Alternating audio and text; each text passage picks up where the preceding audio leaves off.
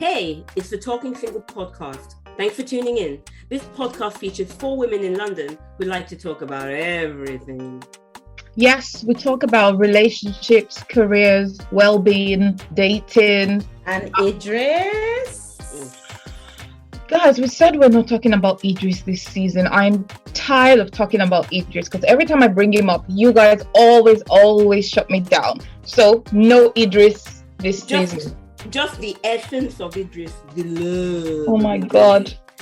No Idris. I'm grown past Idris. I've evolved. Okay. We won't talk about Idris. We will talk about love, life, and everything in between. That's right. We talk about all things that single women like to talk about. We hope you enjoyed this episode.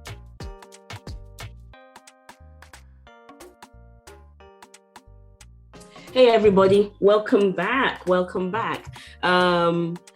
Today's topic is not about being single. I thought that for this season, I'm gonna take it in a slightly different direction. And I wanna cover topics about Black women generally, because that's what we are. Our careers, how we're faring, something a little bit different. So today I'm going to be talking about equality, diversity, and inclusion. The first time I heard about this topic was at work, where everybody in the entire office has to do this compulsory equality, diversity, and inclusivity course. So it's called EDI. And I guess the concept around it is for the fair treatment and opportunity for all. And I think it's part of the Equality Act that certain characteristics are legally protected, such as age, disability, gender reassignment, pregnancy, marriage, civil partnerships, race, religion, or religious beliefs, sex and sexual orientation. So it's me, Keysha, and I'll let the ladies introduce themselves and then I'll get right into it. Cool. Hello, it's Rasheeda. Hi guys. It's Crystal. Hi everyone. Oh wow, that was not our usual high-spirited. I know, what's wrong, women? Yeah, what's happening? I think it's a serious topic, so everyone has their serious hats on. Please remove the serious hat, shake out the hair.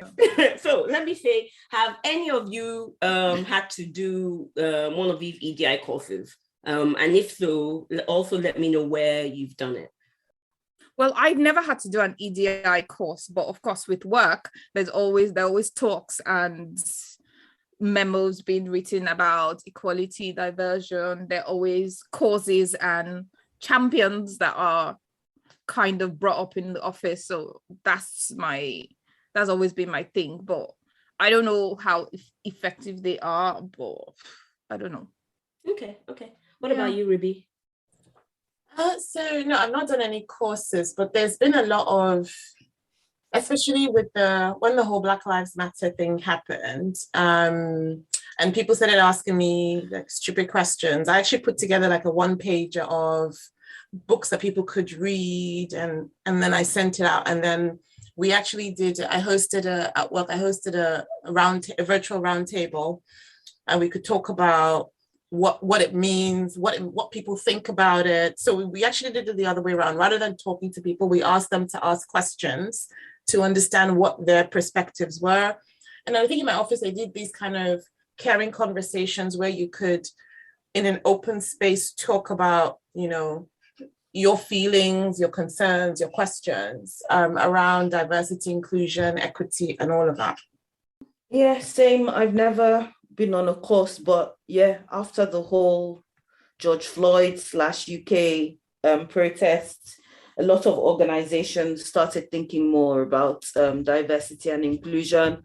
And the organization that I was at the time was doing the same. So we had lots of groups to facilitate those conversations. I think there was a diversity and inclusion statement made by the organization. So there was a lot of discussion around diversity and inclusion, but I feel like it was only due to the awareness that was created in the UK by the death of George Floyd.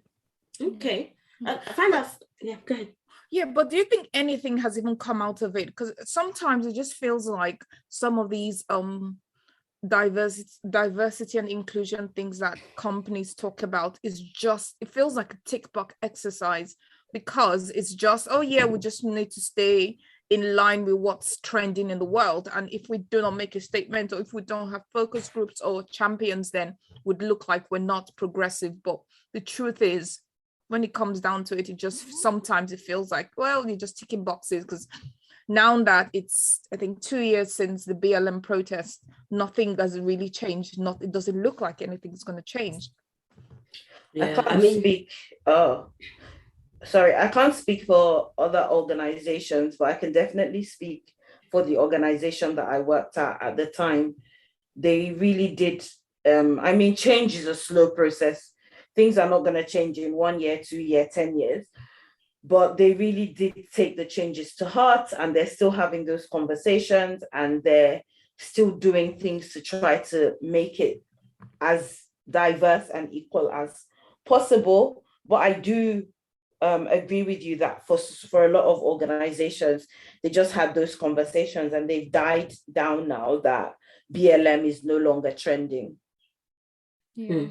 I mean, I find this quite interesting because EDI itself encompasses a lot more than race. As I mentioned before, there's age, there's disabilities. I mean, I made the ladies listen to the Accenture video on EDI earlier. It's like a 3-minute video. You can find it on YouTube. And it's quite interesting how the Equality Act encompasses a lot more than just race. And I know as Black women, as a Black woman myself, one of the things I found sort of disconcerting about the course was that it just really had very little to do with me as a Black woman, or even as a woman in general, because race was mentioned, but a lot of it was about disability. So you even had the middle-aged white man, he needs to be made to feel inclusive, even though he needs maternity leave to look after his children.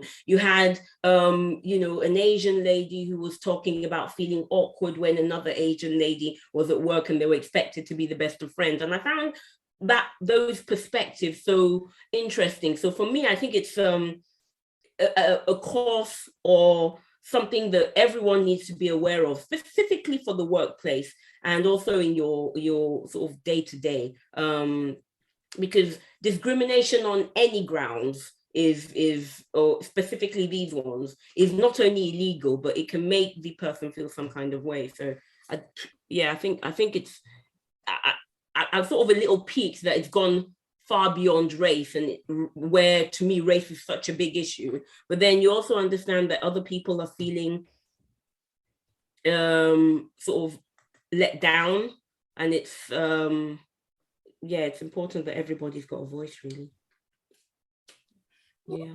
Well, I have two things to say actually. So I think a long time or a couple of years ago, when you talk about equality, diversion, why do I keep saying diversion? Diversity and inclusion. It started off with women, then it's become more of ethnicity, but now I guess is more of what your sexual orientation is or isn't. So I think what the focus for EDI will be changing as the times change. So I guess the challenge would be, as things evolve, you don't drop those other factors that you've picked up or you've focused on 6 years ago, 5 years ago, 1 year ago. You just keep adding to the basket until everybody is included. So that's one part. The second part is, hear me out. We might think, okay, what does this have to do with being single? I think we should have an EDI version for African aunties where single women are not discriminated against. Because think about it. If you go to any African gathering as a single woman above the age of 35, you are vilified and you are discriminated against, you will sit at the kids' table. Or if you sit with the adults, all they would ask is, "Oh, why are you not married? Are you picky?" So can I interject here that the Equality Act has not been updated to include African aunties and single women? Well, I think you heard it here first that Rasheeda has come up with this African aunties to protect the status of all single women, Black or not Black. Okay. Crystal, what are you going to say? What do you agree with me? Sorry, I just wanted to say something different about diversity and inclusion. While one of the conversations that we were having during our BLM conversations in my old job was that while diversity and inclusion is amazing and encompasses everything, at times it can when you focus too much on everything, some things might be left out. So therefore, while diversity and inclusion and equality is amazing, there need to be focus groups that focuses on those different issues mainly. Like there needs to be a focus group that focuses on women, there needs to be a focus group that focuses on race, there needs to be, or Black people, and there needs to be a focus group that focuses on sexuality, LGBTQ plus, etc.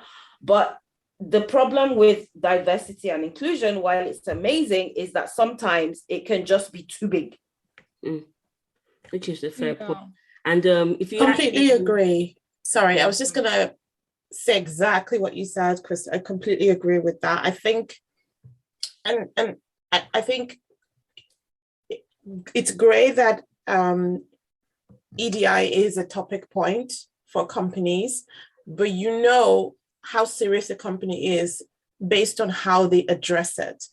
And I believe that if a company does not have specific targets and goals to address the inequalities or inequities in their organization, then they are not serious. If they put out a vision statement and then there is no actual working committee that has authority and power and resource, then it doesn't make any sense. In my last organization, they put together a inclusion and diversity board, which I was on, but it had no power, no resource. It was literally just a very big tick box exercise. And the group was made up of, and there was no leader. It was like, well, this is an equality forum, so everybody has an equal voice. And I'm like, but how do you enable change with people that have passion, but they've not got any training, they don't know the resources, they don't have any support, they don't have a sponsor? How is that going to make any difference? And I ended up sounding like the troublemaker that was always questioning everything, till I just got fed up and I left. Like, what's the point? So it's such an important and yes, tricky space to navigate for organizations. But if you don't tackle it in like a really like specific way, then for me, it's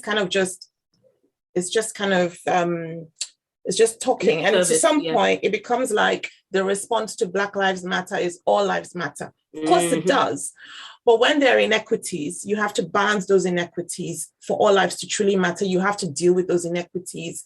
And to Crystal's point, then you need to have resource committees that are addressing ethnicity, age, sexual orientation, gender, and then they have specific things that they're working on to address the inequities in that organization. Last thing I will say is, for some things, the inequities are so institutionalized that they need a lot of work. Like if we talk about race, which is what affects us, we are in my mind, in the race of life, we are 3 steps behind because we are Black, we are women, and we are of African origin. So when you look at all of those 3, the assumptions behind it is that we are angry, we are incapable, we are uneducated, or we are lazy. So all those inequities need to be addressed in a much more structured way. So in my mind, yes, a lot of companies put out statements and they say they want to do this and they want to do that. For me, it's kind of bollocks. If you don't have clear actions, goals, targets that you're publishing that we can measure you against. And I think that, sorry, I said that was the last thing. This is the last thing. Representation matters. Rapid fire. So if there is no representation, I don't know what you're doing your EDI about. If you're talking about equality and diversity and you only have one Black person in your entire organization, that's why you go and talk, you start talking about men who want childcare, because there's nothing else to talk about. You don't have representation. And that's the starting point. So without representation, the rest is story. Mm-hmm. Sorry, that was the last thing.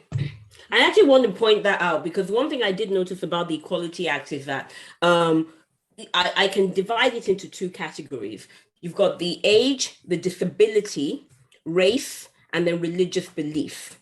All these are non-sexual, non-gender, nothing to do with male or female. They affect both equally. Then the entire other half of the Equality Act is listed as gender reassignment, marriage and civil partnership, pregnancy and maternity, sex, and then sexual orientation. So you can see there's already a weighted balance against what is considered important, or what is considered a legal protected characteristics. And I'm not saying whether it's good or bad, but I'm just agreeing with the point that Ribi made, that each of these characteristics needs to be treated based on the factors that affect them. Because if you lump all of them into the same bucket, you're never going to be able to address the issues, because the issues across each characteristic are entirely different. There's just no synergies between them. Sorry, go ahead, Rasheeda. Yeah, but I guess it could be the part of the world we're in, because stuff like religious beliefs to a large extent, and disability and age maybe are already, it's already a given that they are protected. People are, I don't know, maybe it's just me. I feel like you're less likely to be discriminated against because you have some sort of disability than if you came out as a trans person at work. And I think it's because of this side of the world we're on. So the EDI, or the diversity and inclusion conversations about disability in the UK probably started 20 years before it ever became a thing in other parts of the world. So we're past that line of disability. Now, I guess the UK is more of, I guess, gender, your sexual orientation, And I feel like eventually other parts of the world that are still far behind will catch up slowly. Right? I think so. I don't know that, like, I hear what you're saying, but I just don't think that I think there are moments when things are much more important and they peak. Like, as we talked about, race was important at one time because of George Floyd, and it peaked. And then pride became really important, and it peaked. And then there was even a time when it was about ageism, and there was a time when that was really, really important. But I think for corporations, a good corporation will not be looking at those kinds of things. They will actually be looking at, within my organization, what is it that I really want to champion and go after? And then how do I make sure that the place of work is inclusive enough from two levels? One, for the people that work for me, in my employees, how do I make sure that it's inclusive so they can bring out their best selves and do a great job? And two, how do I ensure that the people that I'm serving, my consumers, are properly dealt with? So for example, if you're a consumer goods company, right, and a lot of your business is in Asia and Africa, and in your organization, you don't have a lot of Asians and Africans, there's something wrong, because you're not going to be able to serve your consumers well. So I think, so those kinds of things is what any good company should be thinking about, and base their EDI strategy off that. Yes, when trends come and trends go, you want to be responsible and address it, but it has to be in a meaningful way. And I think, Crystal, you said it, change doesn't happen overnight. It takes time. And the really good companies have been doing these for years. They don't just wake up in the morning and say, throw out a statement because this happened, and then they go back down. So I think it really needs to be built into a company's like strategy and planning. And that's when truly that a company really does believe in this. And like I said, my experience was of a company that just played lip service to it and didn't do anything about it. And this was not even just about even race, whether it was even about disability or it was about pride. They did nothing about nothing. And it reflected in the leadership, in the people. It was very pale. It was very male. So it was just, they just dropping rhymes, pale and male in the bill. And it was just very, so that's kind of the reality that we live in, right? That a lot of people pay lip service to it. And that's why actually one of the things, if anybody's listening and they're thinking, well, what can I do? Well, if you're in an organization, ask what is the EDI policy and what are the EDI targets and what is the EDI program that the company is doing. If you're going for an interview, ask them what is their approach on diversity? What actions have they taken on diversity? What are their diversity pillars? Ask the question and watch them squirm because they don't have an answer in a lot of cases. I mean, and that goes into sort of quite a good question for Rasheeda and Crystal, in that in your organization, how would you advocate for diversity, equality, and inclusion with colleagues who just don't even, because you've not had the training, your organizations haven't done the training. So how would you advocate it for people who just don't, understand the importance or just aren't ready to have those conversations? What do you think you can do within your space? I have to say that I'm with a new organization, and when you join our organization, you get training on diversity and inclusion. You get training on how to treat people's pronouns, etc., everything. And I was actually on a panel this week where we were talking about the different groups. So we have a diversity and inclusion person. I don't know what their title is, but we have a person who is dedicated to diversity and inclusion. And then we have different groups within that. So we've got a group for culture, which used to be called anti-racism group. We've got a group for pride. We've got a group for parents. We've got a group for women. We've got a group for Jewish people, Muslims. So we have a whole range of groups. So I don't see why there would be anybody who would then come and say things or do things wrong when you've had all these training. And this is not the kind of place that, I think the culture of this new organization is very inclusive and diverse. But maybe, let's say in the past, in the places where I've worked in the past, what was the question again? What I would tell someone? How would you work with colleagues who don't understand its importance or who don't think it's important for them to recognize and work with people in an inclusive manner? I don't know. I would send them links. I'll do what Ribi did, create a document about you go read this. You go read this. And I'll try to educate them, but sometimes people don't want to listen. Yeah. Maybe report them to HR. Okay. I don't know. Depends on how far they go. But it's not our job to educate anybody about diversity. It's not my job to tell you why, you need to be inclusive. That's why I created a document. I said, look, I'm not going to read the book for you. Read yourself, go read it, educate yourself. And understand your white privilege or your whatever. Go and understand it for yourself and go and learn how to be an ally. Actually, so I agree with you, it's not my duty to train you or help you. If you're a decent human being with at least one brain cell, you will always do the right thing. One, you will not treat people badly. And two is, even when, if as an example, you've never interacted with any African person, I don't know how, but you realize there's an African colleague on your team. If, as I said, you're a decent person with a brain, you would automatically watch what the person says and how they behave, and you would tailor your behavior to kind of make them feel welcome. You would ask good and sensible questions. You will not be a piece of shit. My thoughts. Well said. I guess it depends. It depends on what they do or what they say, because sometimes people do things thoughtlessly. So it depends on the level. If you're outright racist, like someone once said, "Oh, it's Black Friday, buy one black, get one free." Wow. Yeah.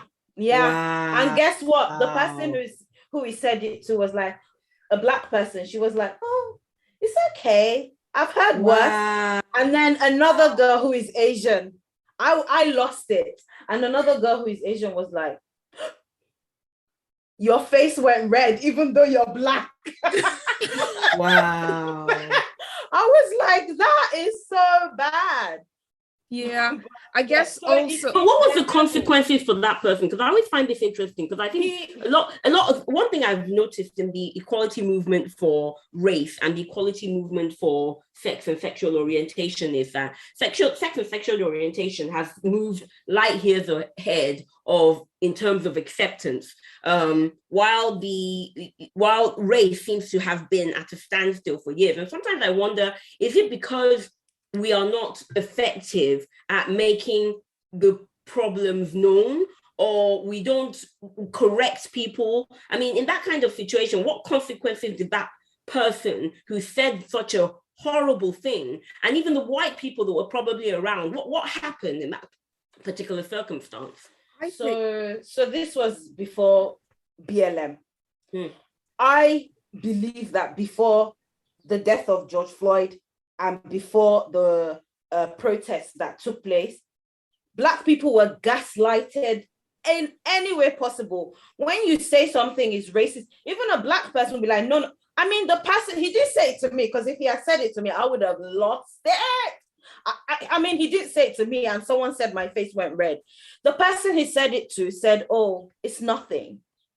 And she's a Black person. So wait, Rasheeda. So if the person who you're saying it to doesn't think it's anything, then this guy did a lot of things. So it got piled up. He said something about a mixed race person. He said something about Black women being violent. And the problem is that he dates a Black girl. But anyway, in the end, someone went to report him to HR with everything he said. This boy has said this, and he actually had a disciplinary action taken against him in the end. But this was like way down the line.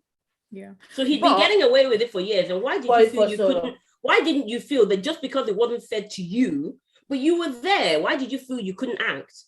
I did act. I told him off. But the person he said it to said, "Oh no, it doesn't matter. So what am I supposed to do?" I told him off. This boy says a lot of things, and I tell him off each time. There's two of us that tell him off each time. When he said Black women are aggressive, someone told him off straight away. Someone said, "You don't say that."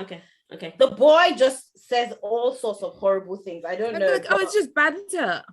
So my problem with the person that he said that to is, do you feel like sometimes as women or as Black people or as in any form or shape, you are taught to fold yourself into a small object so you don't cause as much kerfuffle as you think you could? Because Black woman, sorry, let me finish. Because that Black woman, the truth is her real reaction would have been an explosion. And people just be like, but he only said it's just buy one, get one free anyway. You didn't have to react that way. But actually, yes, I should have burnt down the whole house and slapped you with the ashes kind of thing. No, there's some Black people who don't actually believe in people being racist against them. Yeah. She said, "I don't think this was bad. I've heard worse." That's what she said. And I also feel like at that time, this was before BLM.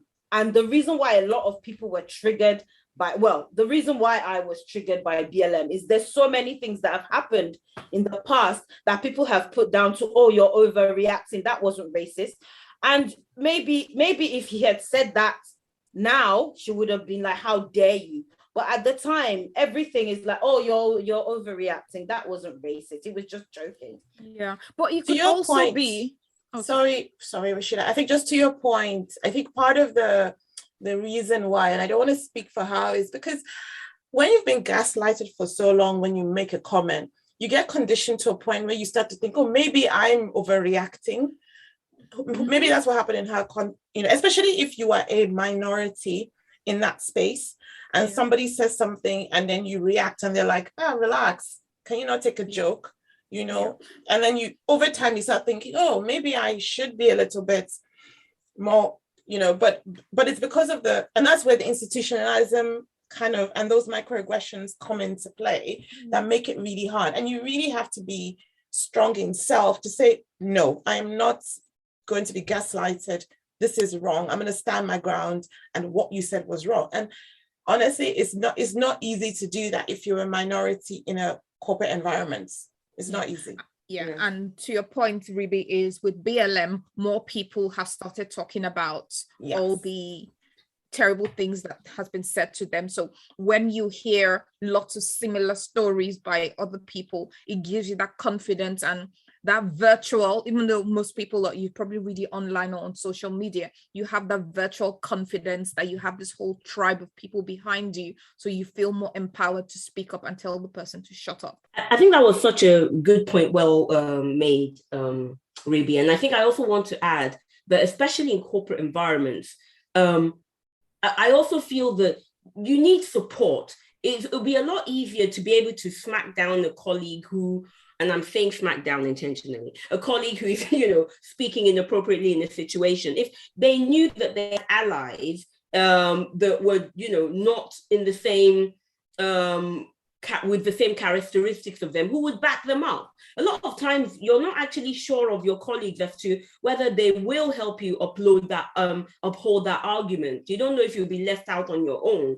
And I've had the experience where I have been left out in the cold before, this is a uniquely UK situation where, people can see you, on the floor broken, and they will just literally walk right over you or just stand there and say nothing. And it's happened to me so many times in the UK that I now do not expect any help. I'm always expected to, this is your battle, you're just going to have to fight it. And I think that's half the problem. Yeah, but sometimes you just have to speak your truth, even if you speak alone or even if your voice shakes or even if you're afraid. Yeah, and I think that's a word to all our listeners. Speak your truth, ladies, and gentlemen. All gentlemen. I was going to say all gentlemen. All gentlemen. All they. Let's speak your truth. Let's be EDI. Yeah.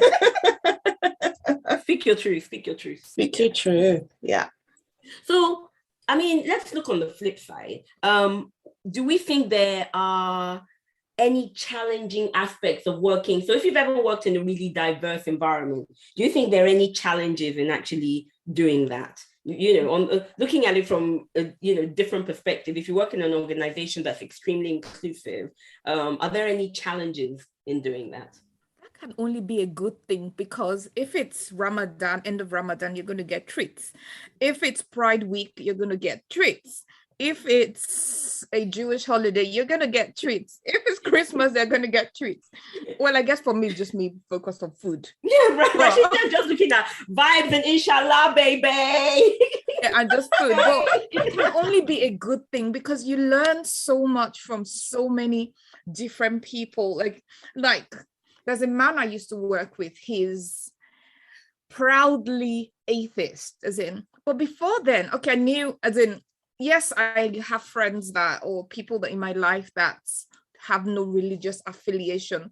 But with him, because I worked with him very closely for 7 years, I got to know him and I understood for the very first time how he was atheist and his beliefs or lack of beliefs. And I was like, actually, it does make sense to him. And that is good on him. Can I just say that this goes back to when somebody does not answer the exam question, because therefore we ask you, how did you find the challenging? But you are explaining how you did not, how you enjoyed it. So please. There are no challenges. I just don't see how there can be challenges because there's so many diverse people to interact with. Yes, I guess maybe, you might not understand certain people or you might not understand their ways, and that might be a challenge, but also it's an opportunity for you to learn and interact and get to know them better as well. So which is what I was trying to explain before I was rudely interrupted. Yes, rudely interrupted. Yes, I at this point I feel really attacked, but it's fine. I'll get over it. I got you, boo. I got you. We got you. Yeah. Go power crystal. But to be fair to Keysha, it's her topic. So if she decides to change the question halfway through, I do have one. I worked very briefly on a project in an organization around. They were talking about keeping people and their privacy. So it's a very forward-thinking organization. And the very first thing they did when we moved in was, as Crystal said, there was this course. And then they have a signature, compulsory signature, where you have to state whether you're he, she, him, her, they, them, and you had to sort of disclose a lot of, I don't know, what I would have just not necessarily thought was relevant in it, your sexual orientation or whatever in a work environment. And I just found that, I found that a bit strange because I'm coming from, sort of older, archaic organization, so to speak, where all this stuff, nobody asks you about it. It's not relevant. You'll never find, a transport company that, has his, her, he, she, they, them in the signature. So it was very new to me. I wouldn't say it was necessarily challenging, but what I would say was I enjoyed the freedom of dialogue in that organization because it was a case of no matter how wrong you were, nobody would ever say you were wrong. Even when you found out later, or even you found out straight into that meeting, it wouldn't be a case of you were wrong. It would be a case of, actually, that was an interesting perspective, but, we've considered it before, but yeah, it wasn't, that kind of thing. So I actually really enjoyed working there for that reason. But yeah, there is, for me, I think that initial challenge of, understanding that environment, if you're coming from a workplace that just isn't that forward thinking. So it is something you have to settle into. But yeah, I agree. Once you're there, it's fantastic. So let me see. Okay, so are you girls ready for rapid fire? Yes, I am. What is going on with, I understand that normally, Keisha's always got a little bit of, I don't want to say the word, but she's always had back. I don't know why. But today it's like triple dose. The sun is shining. Is there something you want to tell us? I don't need an excuse, to be fair. Did the Bumble exchange go well? Oh yeah, I've not been on that app in forever. Oh wow. What are you guys doing today? Because the weather looks nice. What's happening this She was supposed to do rapid fire. We've kind of rapid fire. Sorry. Rasheeda, rapid fire. How would you handle a situation? I think we've answered this too. How would you handle a situation where a colleague was being culturally insensitive, sexist, racist, or homophobic? So I have an incident that in my previous role where I don't know how to do this rapid fire, so I'm not even going to try. So disclaimer up front, it's not a rapid fire response. Okay. But anyway, she is of dual heritage, and she actually messaged me that she was in a meeting where they were looking at a cast for a TV shoot. And in the script, they needed someone that was also, they needed a young child that was, again, also dual heritage. And one of her white colleagues then said, oh, I prefer that colored child to the other colored child. Oh, no. And use that term. And she found it very offensive that term was used, the term colored, to describe someone that was dual heritage. And but she wasn't sure that she could say anything in the room because she was like, I don't know, she's a junior manager. The guy was a bit more senior. She wasn't really sure. So she messaged me to say, She didn't say anything. There were other people in the room. Nobody said anything. And so what should she do? And I said, well, it is actually an inappropriate term to use in the UK. I know there's some countries where they use it to determine a different race, like South Africa, but you wouldn't use that in North America. You wouldn't use it in the UK. It's actually inappropriate to use it. So you should tell this person that. You should call them aside, send them a message, and tell them that that was inappropriate, that was wrong, they should never use it. It's a racist term, don't use it. If they challenge you, then you should report it to the diversity officer because it's a breach of our code. And then you should also let your line manager know, and if then you need more support, then I'm here to support you. She then said, thank you so much, I just really didn't know what to do and all of that. And then after that, I actually reported it myself to the diversity officer to say, this is what happened, this is what I heard. Can you reach out to this girl because she's very insecure? And I think there is something that we need to do in the business so that people know that they can reach out. And can I say the only reason why she reached out to me was because I was Black. There were no other Black people at a senior level that she could speak to. So if I wasn't there, she wouldn't have spoken to anybody and nothing would have been done about it. So that's what happened. Yeah, I think you always speak up, as in, I know that I probably have spoken about it on the podcast. Somebody in my his direct reporting line called me his diversity hire. Yes, it took me 2 days to go to HR, but eventually I went and I made it clear that I'm not trying to retaliate or get him to lose his job, but this is what this man said. So eventually nothing came of it. It was, oh yeah, Rasheeda got the wrong end of the conversation and blah, blah, blah. But that's neither here nor there, or it's for another topic, but it's, if someone is being homophobic, racist, sexist, foolish, stupid, just usually is you gather the courage somehow, even if you're afraid, and just challenge them. Because someone said something to me one time, it's not the battles you go into and lose that you remember, it's the ones that you feel like you should have had but didn't. So for most people, the battles that they should have and should always have is when someone is being discriminatory against them. But because of the fear or lack of whatever, you never have those battles. And years down the line, you'd always remember them. So, yeah. Well said. Fair point. Yeah, thank you. Crystal, anything to add? I have nothing to add, actually. Yeah, speak up, talk to the person, because sometimes some people don't realize, like, the intention might not be bad, or so you just need to tell them, oh, that's inappropriate, you don't say that. And depending on how they take it, then you decide what the next step is. Or you just ask them, what do you mean by that? Would you like to explain that again? And you'd be polite about it, so they have the confidence. Because if you're like, what'd you say? What did you just say to me? Yeah, like, you said what? I didn't hear that. Say it again. Say it with your chest. Yeah, say it with your chest.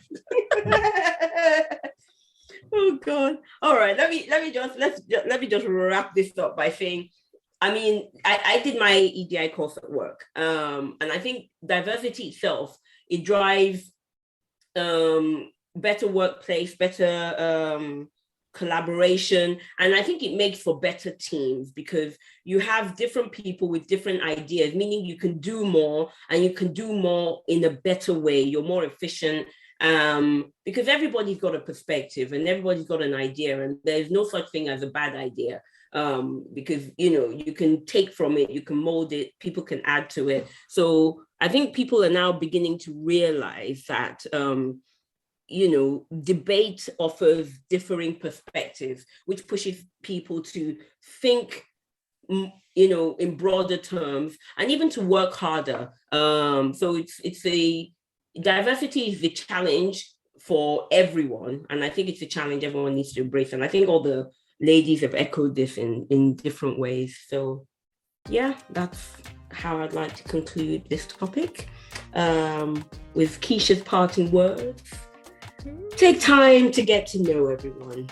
We are all equal. Kumbaya.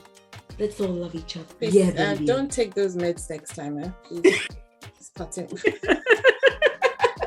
Thanks for listening. Woo! Say bye, lady. Bye. That's right.